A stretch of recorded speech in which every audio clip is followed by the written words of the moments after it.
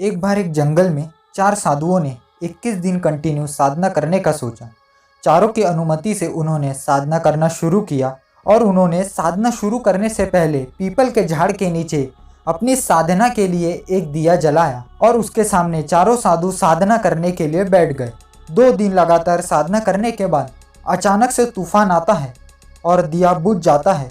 थोड़ी देर बाद एक साधु की आंखें खुल जाती है और वह देखता है कि दिया बुझा है, तो वो जोर से बोलने लगता है, यह दिया तो बुझ गया। उसकी बात सुनकर दूसरा साधु भी अपनी आंखें खोलता है और दिए के तरफ देखकर कहता है, दिया तो बुझ गया, अब हम आगे साधना कैसे कर सकते हैं।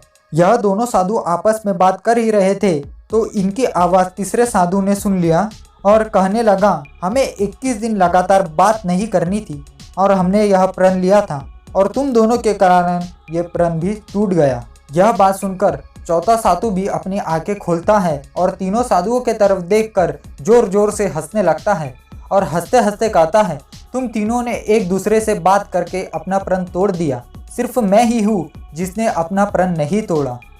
दोस्तों, उन चारों साधुओं के अपने अलग अलग कारण थे, लेकिन चारों ने बिना कुछ सोचे समझे सिचुएशन के हिसाब से अपने विचार रख दिए।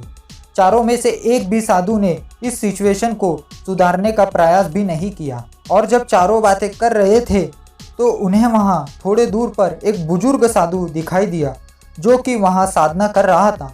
इन चारों साधुओं की बातें सुनकर भी उस बुजुर्ग साधु ने अपनी आंखें नहीं खोली और उस बुजुर्ग साधु ने बिना कुछ बोले, बिना आंखें खोले उन चारों साधुओं को अपनी गलती का एहसास करवा दिया, जो कि वो चारों बोलकर भी नहीं कर पाए। दोस्तों, हम हमेशा लोगों को बिन मांगे सलाह देने लगते हैं, जबकि लोगों को उस सलाह की ज़रूरत भी नहीं होती है।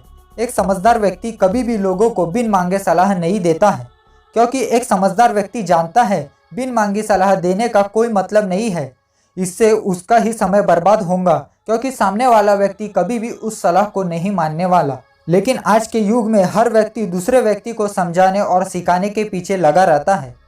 जब भी कोई व्यक्ति हमारे सामने अपनी कोई बात शेयर करता है, हम उसकी बातें पूरी सुनते भी नहीं है और उसे सलाह देने लग जाते हैं। दोस्तों, मैं यह नहीं कह रहा सलाह देना बुरी बात है, सलाह देना तो बहुत अच्छी बात है, लेकिन सलाह देने से पहले हमें सामने वाले की प्रॉब्लम को समझना बहुत ज़रूरी होता है। जिस तरह से डॉक्टर अपने मरीज की पहले बीमारी समझता है फिर उसे दवा देता है, वैसे ही पहले हमें सामने वाले व्यक्ति की प्रॉब्लम को समझना पड़ेगा, उसके बाद हमें उसे सल्यूशन देना पड़ेगा अगर उसे सल्यूशन की ज़रूरत हो तो।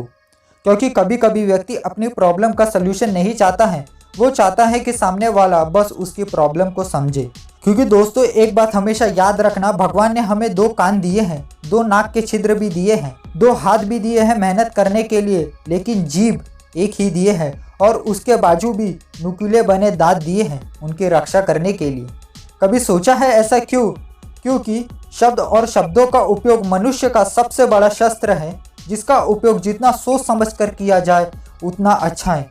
हमें ज़्यादा नहीं बोलना चाहिए, हर किसी के साथ घुलना मिलना ज़रूरी नहीं है यार। अपने आप को हर किसी के सामने खुला मत करिए, जिसके सामने लगता है कि ये इंसान डिज़र्व करता है आपका बिहेवियर जानना, केवल उसके सामने ही खुलिए। क्योंकि दोस्तों, हमेशा एक बात याद रखना, आप जितना कम बोलेंगे लोग आपको उतना ही ज़्यादा सुनना चाहेंगे। आपकी आंखें अक्सर वही लोग खोलते हैं जिन पर आप आंख बंद करके भरोसा करते हैं। दोस्तों, उम्मीद करता हूँ आपको ये भी वीडियो अच्छा लगा होगा। वीडियो अच्छा लगा हो तो वीडियो को लाइक और शेयर जरूर कर दीजिए और नीचे वाले लाल बटन को दबा के चैनल को सब्सक्राइब करना ना भूलिए। तो दोस्तों, मिलते हैं नेक्स्ट वीडियो में, तब तक के लिए बाय बाय।